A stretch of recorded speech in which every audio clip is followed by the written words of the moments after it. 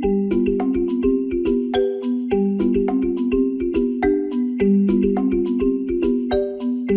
Aloysius Uche Ordu, Director of the Africa Growth Initiative at the Brookings Institution. Welcome to Season 3 of Foresight Africa podcast, where we engage the contributors to our annual flagship report, Foresight Africa, as well as with policy makers, industry leaders, and other key figures across the continent and elsewhere. Today marks a turning point in this podcast. After 2 seasons and nearly 40 episodes, I'm handing over the mic to my good friend and colleague, Professor Landry Signé. Landry is a senior fellow in global economy and development at Brookings and AGI, and I'm excited to welcome him to this particular program. I'm stepping down as director of the Africa Growth Initiative to take on a new challenge, serving on the Monetary Policy Committee of the Central Bank of Nigeria. I have derived immense pleasure hosting this podcast in the past 2 seasons. Our listeners have grown from across the African continent, here in the United States, in Europe, and in East and South Asia. I'm confident that Landry will further build on the progress made and take Foresight Africa podcast to the next level. Landry, a very warm welcome to the podcast. Thank you so much for having me, Aloysius. So Landry, to get ready to sit in the host's chair, have you been listening to the podcast? Absolutely, Aloysius. I was even involved in co-hosting one of the episodes with the 6th President of the Republic of Mauritius, Her Excellency Amina Garib Fakim, where we discuss investment in science and technology and why they are key to unlock Africa's potential. And of course, the conversation with other scholars, including Whitney, on what is next for U.S.-Africa relation under the Biden administration, among others. Those are indeed excellent episodes, and thanks for reminding me about that. Indeed, the one on when the heads of states came here on account of the Biden-Harris administration's invitation, that was absolutely a wonderful episode indeed. Thank you for reminding me. Thank you, Yeah. Aloysius, for your leadership. Thank you. So could you tell our listeners, Landry, a bit more about yourself, your background, and your research interests, please? Thank you, Aloysius. Where do I get started? I was born in Cameroon, and I grew up between Cameroon, France, Canada before coming to the US. So, and as I was growing up, I was surrounded by many of the challenges faced by the continent, whether in terms of education, health, food challenges, among others. So, as I was seeing those challenges, I grew up thinking about how to fix them. So, and I think that is what has brought me in academia and in the think tank world, understanding and providing solution to some of the world's most complex, most challenging issues, and hopefully providing a solution to global development, to poverty, to governance, among other. So, I'm, for example, now the co-chair of the World Economic Forum Regional Action Group for Africa, where we work with the private sector and public leader to define the strategy to attract global business and investor on the continent. So this is one of the activities in which I have been involved, and I have recently published a few books. The most recent, Africa's Fourth Industrial Revolution, with Cambridge University Press, and just before that with Brookings Institution Press, Unlocking Africa Business Potential. So those are some of the issues which have been at the heart of my work.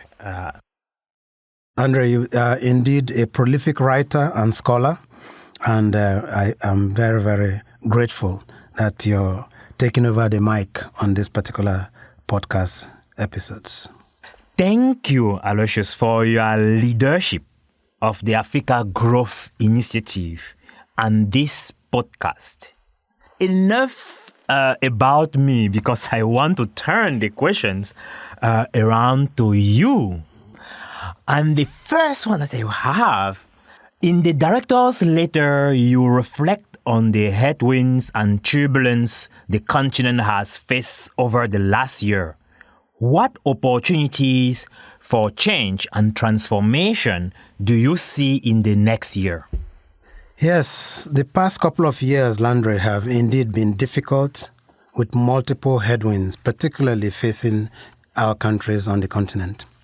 Here are some of the sobering indicators to be mindful of. Firstly, the geopolitics and the geoeconomics are at their most complicated since 1945, as you know. Uncertainty and unpredictability seems to rule the global waves right now. We have multiple synchronized crises, energy crisis, inflation, and high interest rates that are reminiscent of the early 70s. Today, of course, we have the Russia-Ukraine war in Europe and the Israeli-Hamas war in the Middle East. We have the global North versus the global South. At a time like this, one would have thought that international cooperation was in order. Instead, we are managing cooperation uncooperatively. In the meantime, climate change is wreaking havoc across the continent, and there is much talk at COP27, 28 and 27 indeed, yet little money to address the climate crisis for Africa. Long-term vulnerabilities and fragility continues to persist in Africa's hotspot, the Sahel, the Horn of Africa, northern Mozambique and elsewhere. And many military coups have now returned to Central and West Africa, Niger, Gabon, Guinea, Chad, Sudan, Burkina Faso, Mali, and of course, Landry, as a student of governance, you appreciate and know what is going on in our part of the world. Now, you asked about opportunities and reasons to be hopeful for Africa. Landry, like you, I'm very, very optimistic about our continent. In our lifetime indeed, I should say, the pessimists have been proved wrong time and time again about Africa's prospects. Remember the Ebola crisis, which hit Sierra Leone, Liberia, and Guinea? Everybody thought Africa was going to be decimated. It didn't happen. When the HIV and AIDS crisis hit, everybody thought, oh, poor Africa. And of course, during the COVID-19 pandemic, each time Africans were supposed to be decimated, but that did not happen. So despite the current headwinds, it's refreshing to read from the IMF, the World Bank, the African Development Bank, and others who forecast positive growth of over 3.6% this year on the African continent. Another reason to be hopeful, Landry, is the increasing life expectancy on our continent. During independence, by 1960, life expectancy in Africa was really under 30 years old. Today, we are talking of life expectancy of 78 years. So these are reasons, these are progress and reasons to be hopeful. And Africa's demographic transition is another reason to be hopeful, which you have very much written about in many of your books elsewhere. As you know, Landry, by 2050, the United Nations is projecting 2.6 billion Africans. Over 1 billion of them will be under the age of 35. This large market will usher in growth and development. In my view, these are some of the reasons to be hopeful about the African continent. Incredibly insightful, Aloysius. Are there policies or leaders changing the continent's landscape? Wow, yeah. Over the years, leaders have come and gone and have played their roles in Africa's forward march. I think back to the Kwame Nkrumah of Ghana, President Nkrumah of Ghana. His vision for an integrated Africa remains alive today. I think that is enshrined in the Agenda 63 of the African Union. Nelson Mandela also comes to mind. His sense of reconciliation and forgiveness reminds us all about what a model he was to the entire global world. President Paul Kagame of Rwanda transforming what is a very, very small country into tomorrow's world, providing us a lot of lessons of how things could be done differently. And then, of course, in the past couple of weeks, Diomaye Faye's recent election at the age of 44 as the president of Senegal is further reason to be hopeful about Africa, especially, and this is the rock, especially as our youths continue to exercise their power at the ballot box. So yeah, the leaders have come and gone, and we're very, very hopeful for the future. Fantastic.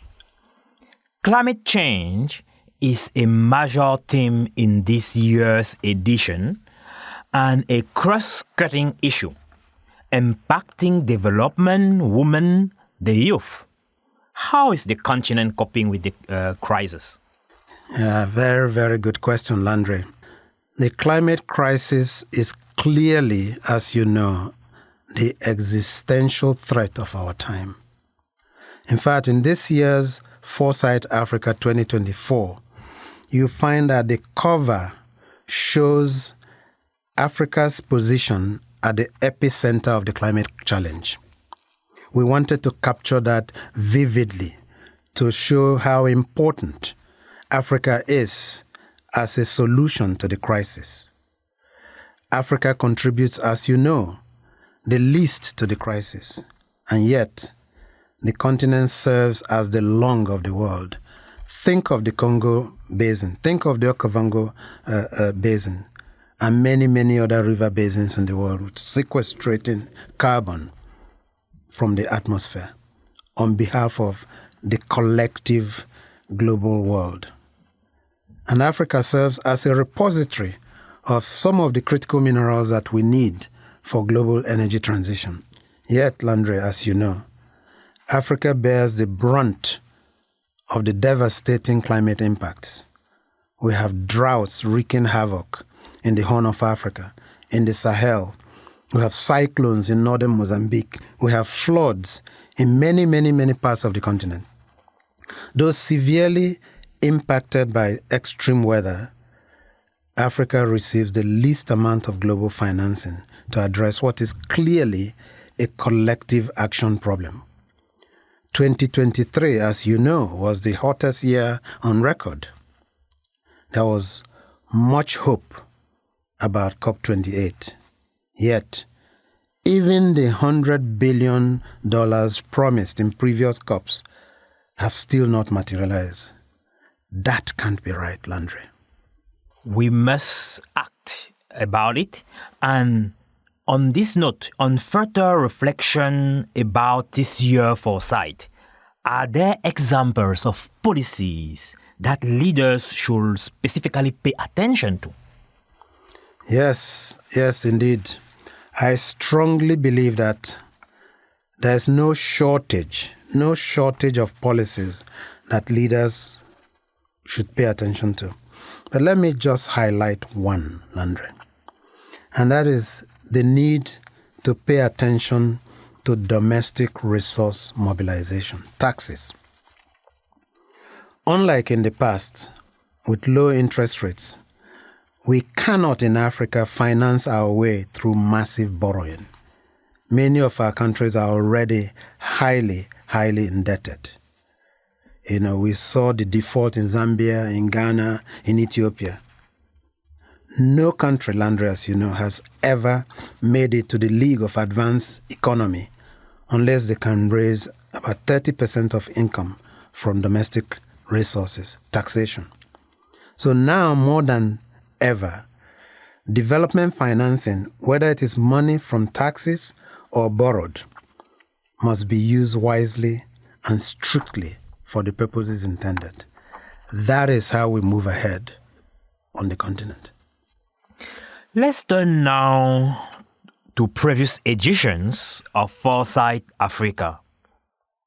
Are there any essays or viewpoints from past Foresight that you continue to reflect on today? Of course, except mine. Yours, obviously. I mean, you're at the epicenter of technological advancement. So clearly, that's a very important. In fact, not just that. You've written a couple of essays and viewpoints on these subjects. But absolutely, there are indeed several other essays and viewpoints that I continue to reflect on today. Let me just highlight just two, with the exception of yours, of course. You remember Foresight 2022? Yes. The role of the Pan-African payment and settlement system in boosting the African Continental Free Trade Area. There was a viewpoint on that subject by Mike Ogbalo, who's the CEO of the Pan-African Payment and Settlement System. It's an initiative, as you know, of the Afro-Exim Bank and the African Continental Free Trade Area, the Secretariat based in Accra. Now, the idea as a trade policy, somebody who is very, very interested in trade policy in my research, the very notion that a Ghanaian importer settles her import bills in cedis and the Kenyan exporter receives her payments in shillings, all happening instantaneously, no need for forex transactions. This is transformational indeed. I remember the day I first read that essay and what it connotes for our continent. The second that I continue to reflect on today is from Foresight Africa 2023, last year. In it, there was a viewpoint on the lessons from Cape Town on managing water scarcity. So imagine day zero in Cape Town, a city of 4.6 million people faced with the prospect of completely running out of drinking water due to drought. What saved the day were a number of things. Leadership, very, very important. Second, intense and relentless communications, informing the general public about how best to cope, what not to do, and how to save water. Reducing water losses, better management of water pressure, installing water meters, and seeking alternative sources of water. Now, I chose these two examples because they are particularly important in my way of thinking. The Pan-African payment and settlement system shows that what Africa's future could look like when we all trade much more with each other under the African Continental Free Trade Area. And with the climate crisis and more drought in the future, Cape Town offers incredible lessons about how to manage a precious resource, water. Indeed. Are there any major events or themes that previous editions didn't predict or capture? Oh yes. In each edition, we always look back and say we could have covered this, we could have covered that. If you remember last year's edition, the 2023 edition, yes, we did not, if you remember, we debated it, but we did not cover governance and as a separate chapter. Instead, we ended up basically having governance as a cross-cutting issue. And of course, in this year's edition, 2024, we almost did not include governance again. And remember the number of conversations you and I, Nicole, and the rest we had with coups across the Sahel, democratic backsliding across the continent. We considered it a missed opportunity to exclude governance. In the end, I am absolutely delighted that we did indeed include it. As you know, governance has now turned out to be one of the most important chapters in this year's edition. Absolutely. Now, about AGI. How have AGI's priorities shifted and changed while you have been director? What has AGI accomplished that you are particularly proud of? Landry, is this the time to blow my trumpet? You have the opportunity. I am the one I asked.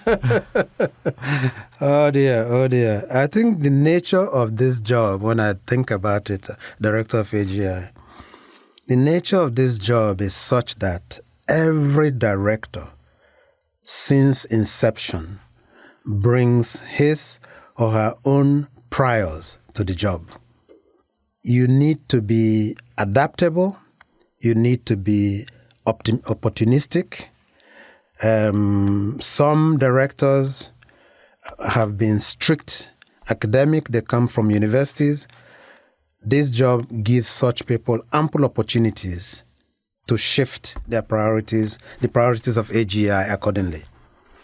For me, though, I did not come, as you know, from academia to this job. I found that my experience from international development, after many, many years at the African Development Bank, at the World Bank, and elsewhere, leading policy dialogue and vast connections across the African continent, I found that these were particularly useful as director of AGI.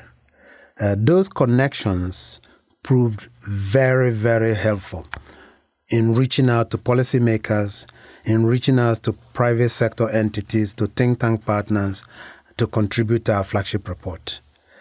I'm always amazed, Landry, that rarely have potential authors turned us down whenever we approach them. It takes credibility and it takes consistency in nurturing these connections over time. And in the past few years, our priorities have indeed been to deepen and broaden AGI's partnerships across the continent. And indeed, outside the continent. As you know, we had contributions from Singapore in this year's foresight.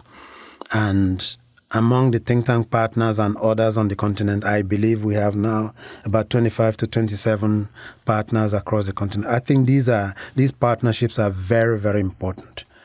When you ask them, these partners on the continent, why they, what do they get out of the relationship with AGI? You and I have had this conversation many times, and many of them are very, very quick to tell you that we bring the global dimension, we bring the quality assurance and the rigor, evidence-based research of Brookings, for which Brookings is very well known. And then we depend on them because they have incredible access to data, pertinent data to inform our research.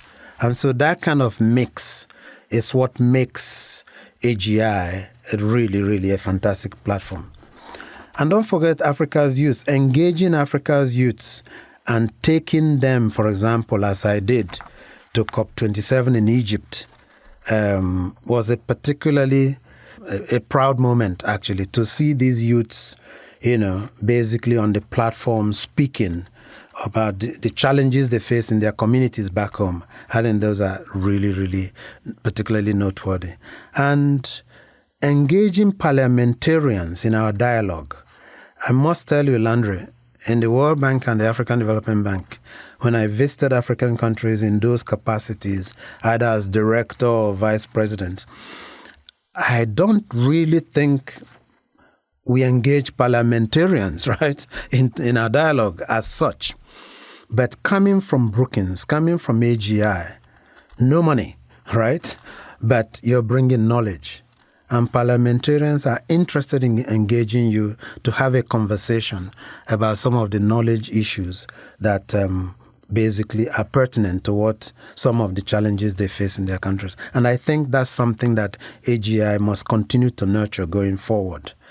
And working closely with other directors of Africa programs, the think tanks here in the nation's capital, DC, is clearly very, very important. And I do hope that AGI continues to be a part of that mix, because that's a very, very healthy family, if you like, especially as the last such.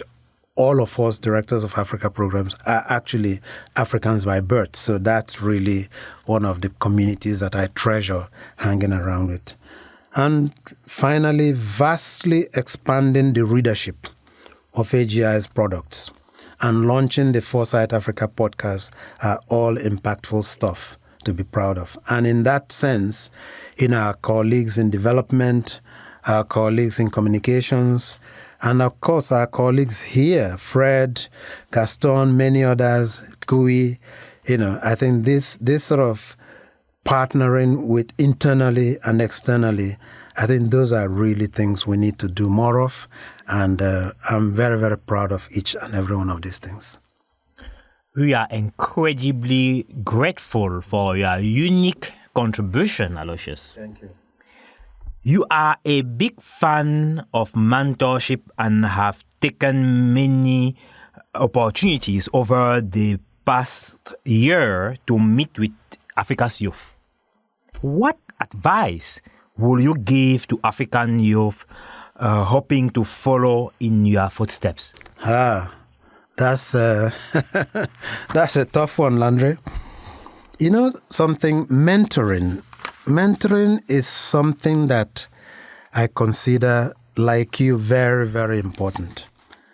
In fact, looking back, I believe I developed that skill, I should say, during my tenure as coordinator of the Young Professionals Program at the World Bank. You have a program where thousands and thousands of young people from across the world doing their PhDs and graduate studies, applying to join the World Bank.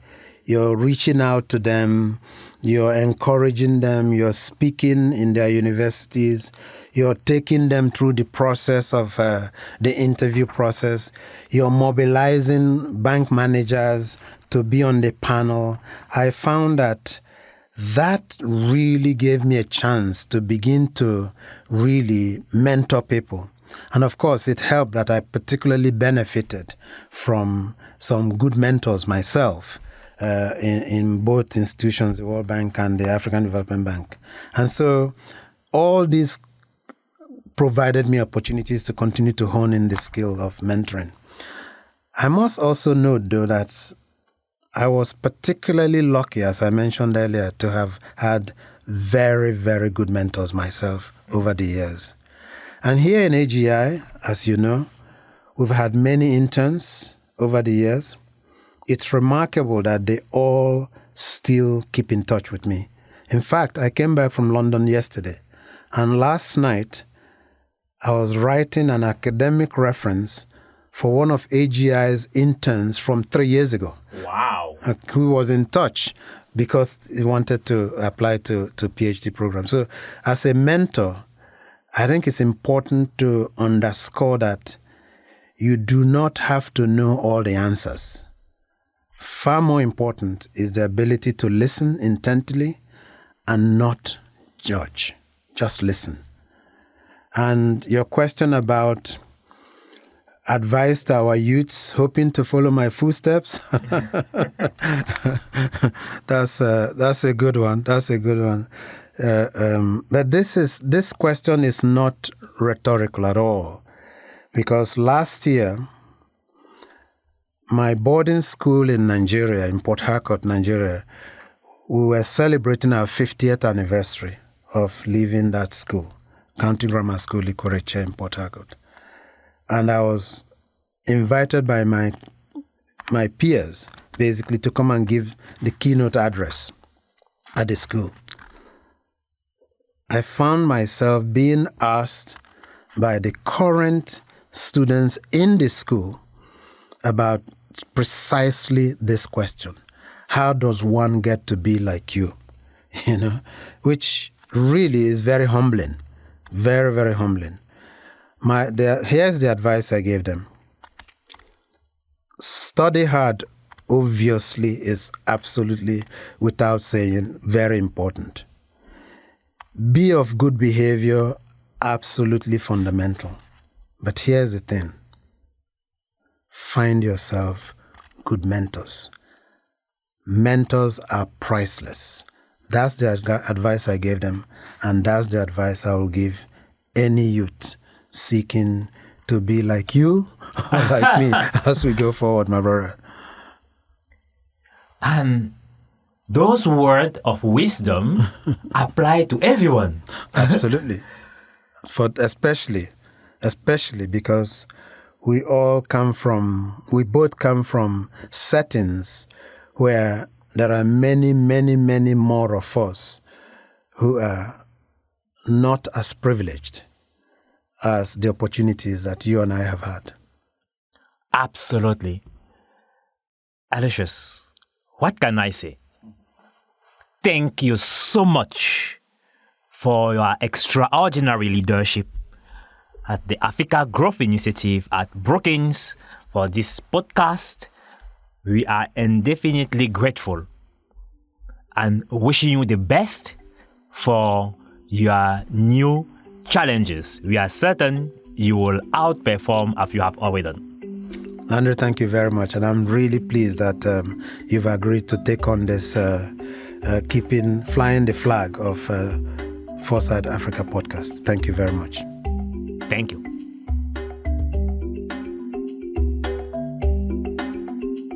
I am Landry Signé, and this has been Foresight Africa. To learn more about this show and our report, visit brookings.edu/Foresight Africa podcast. The Foresight Africa podcast is brought to you by the Brookings Podcast Network. Send your feedback and questions to podcast@brookings.edu. My special thanks to the production team, including Kuelaleni Owanga, supervising producer, Fred Duz, producer, Nicole Tungire and Alexandria Cordero, associate producers, and Colin Cruikshank, audio engineer. This show's art was designed by Shivanti Mendes. Additional support for this podcast comes from my colleagues in Brookings Global and the Office of Communications at Brookings.